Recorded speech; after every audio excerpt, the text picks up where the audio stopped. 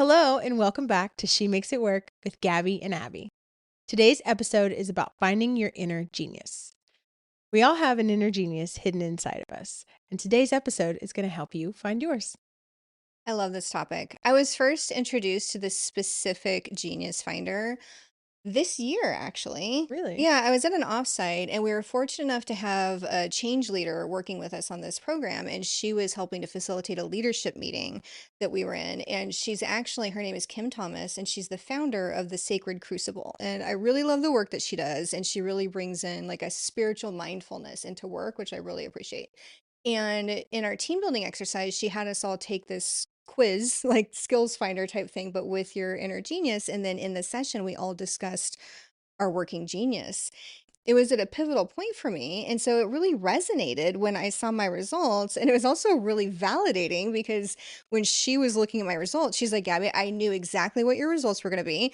She's like, "I totally had it nailed, and you are the top of one of these categories of any leader I've ever worked with, Oh, and I can't wow. wait to tell you what that category is Ooh, because it's really fun."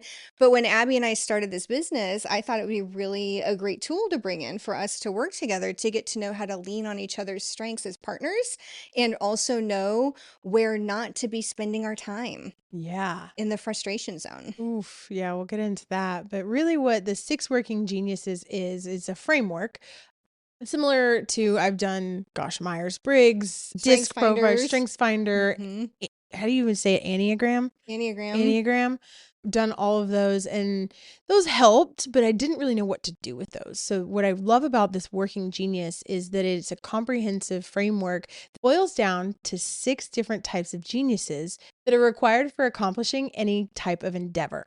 And each of us has two different types of geniuses that where we find passion and joy, and it really fills our cup. Then we have what's called a frustration zone, which actually drains our cup and keeps us from feeling fulfilled. And it's things we can do, but we really, really don't like doing. There's this middle ground. It's called a working competency.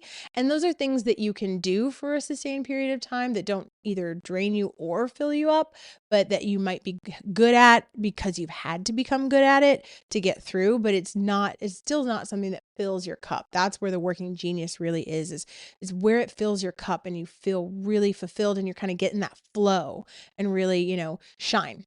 And before I get started with my results, which are amazing, I think it's a really good note that while you don't want to spend too much time in the frustration zone, the six working geniuses makes a big point of all of these things are actually required to do work. And so you Right. have to work in your frustration zone a little bit, but it helps you identify where should I be spending the majority of my time in order to be Hmm. fulfilled and not be frustrated. And we all know what happens when some of us get frustrated. Yeah, definitely. What I liked about it too, when I was reading more about it, is that, we need to understand where our frustrations are and our limitations are. And working in our frustration zone, knowing that we're doing that, then it becomes a choice. I mean, as we say on this show, the power is always in the choice.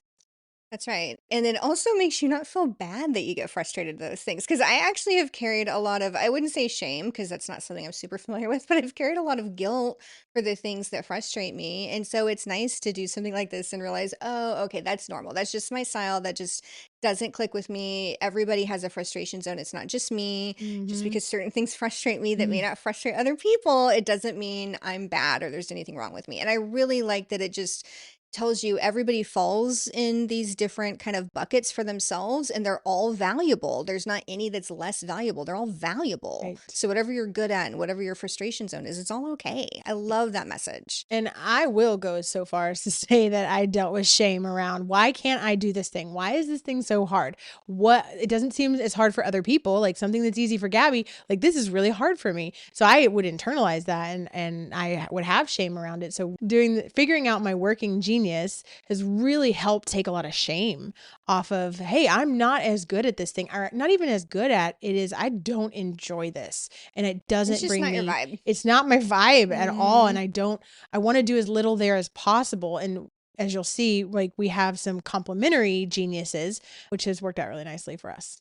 It has. All right, so let's dive into it. Yeah. And this was really fun because, again, whenever I take these, I feel really validated. And a lot of the other ones are about like communication skills and things like that. And this is really Mm-hmm. your kind of working style. Like, where Yeah. do you work best in? Yeah. So, my top two are discernment and tenacity. And it was so rewarding to put names to these skills and these Mm-hmm. geniuses that I've used my entire life.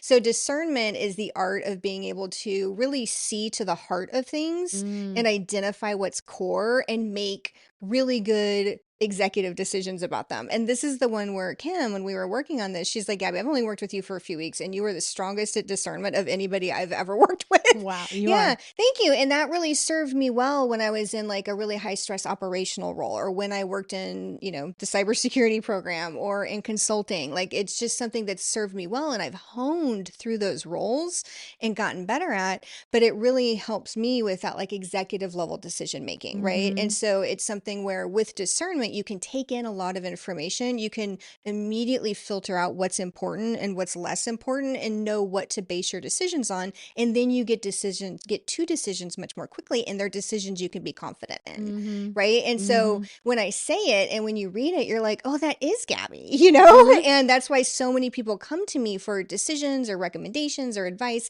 because they know I see through to the heart of it and I can tell them the true thing because of that. That's where that comes from. That truth telling comes from the discernment. Yeah. That's Yeah. really interesting. And definitely, I do that all the time. I'm like, Gabby, which one should we do? And she's like, boom, that one. I was like, thank you. I would have spun for a couple of days probably on that decision. And sometimes in my, daily life outside of our amazing work together, I would kind of get frustrated. I'm like, why does everybody always come to me for decisions? You know what I mean? Like decisions for them. But it makes sense because that is my genius. And Yep. people see that. And people are responding to your genius and they're responding to what you're good at. And my second one, tenacity, again, no shock there. I do stuff until it is done. Like I am like a freaking bulldog, right? Yes, you are. Yes, and you know it. Like I will just go over the hill. I will go through the wall. Like I always tell people, we're gonna finish this project if I have to drag you by the hair, kicking and screaming. Like you heard me say that a million times, right? Yes. And that's that tenacity, and it's that determination and that stick to itiveness. And I remember in my first career, I was working with a partner at one of the big four firms, and he told me, he's like, Gabby, this is your strength. He's like, your stick to itiveness will get you so far. He's like, you never give up. And that really resonated with me. I felt seen, but it's so nice to have something core to you like that identified so early and to lean into that strength in your career, Mm-hmm. right? And then the flip side is unfortunately, my frustration zone includes enablement. And I say unfortunately because that's kind of something that you need in leadership is to Mm-hmm. enable other people. What's enablement? So, enablement is doing activities that support someone else, right? And so that could be either you're in an administrative function and you enjoy doing administrative functions that support other people, or even when you're a leader and you've got a team, you're doing things that enable your team. And that is genuinely, as a leader, one of the things I've struggled with, where I can do coaching and mentoring with people I'm really connected with or on a small scale, but doing that kind of enablement at a larger scale, or even doing just really detailed training, you know what I mean? People come to Yeah. you for like detailed questions. That is my frustration zone. So even though I love being of service to other people, I don't love being in that enablement role. I think it is very valuable and I think it is very worthy. And that's one of the reasons that I felt so guilty when I realized, Mm. because I've known for years this isn't my strength, but I didn't feel okay with that knowledge Mm. until I did this genius thing because I'm just like, oh, that's just not my genius. And again, I've got so many other things I'm great at. Why do I have to think I have to be great at everything? Like, Ah, can I not set that down now? yeah. And this kind of really felt like it enabled and empowered me to set that down. I don't have to feel bad about that. And I Yeah. can say, hey, that's not my strength. I'll do this for you, but let's both recognize I'm in my frustration zone and I shouldn't spend too much time here because that's not good for anybody. Yeah. Again, you can, but it drains you. Mm-hmm. Yeah. And my other frustration zone genius is wonder. And wonder is like the what if. Well, what if we did this? And what if we did that? And you're laughing. Well, we both know why.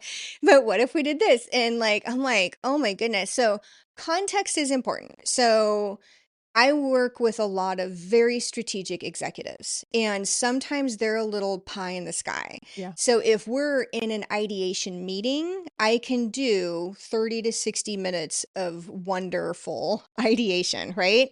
I cannot do that if that is not the context of the meeting. So if we're in a Mm-hmm. planning session and somebody who's high wonder is like, what if we did this? I was literally in an executive steerco like a few months ago, and we were talking about like, hey, here's this specific challenge, and here's how we're going to overcome it. And the executive in the room was like, what if we just got rid of all of those 9 core systems? They seem super annoying. What if we just like got rid of them? And we're all like, oh my gosh, like, Mhm.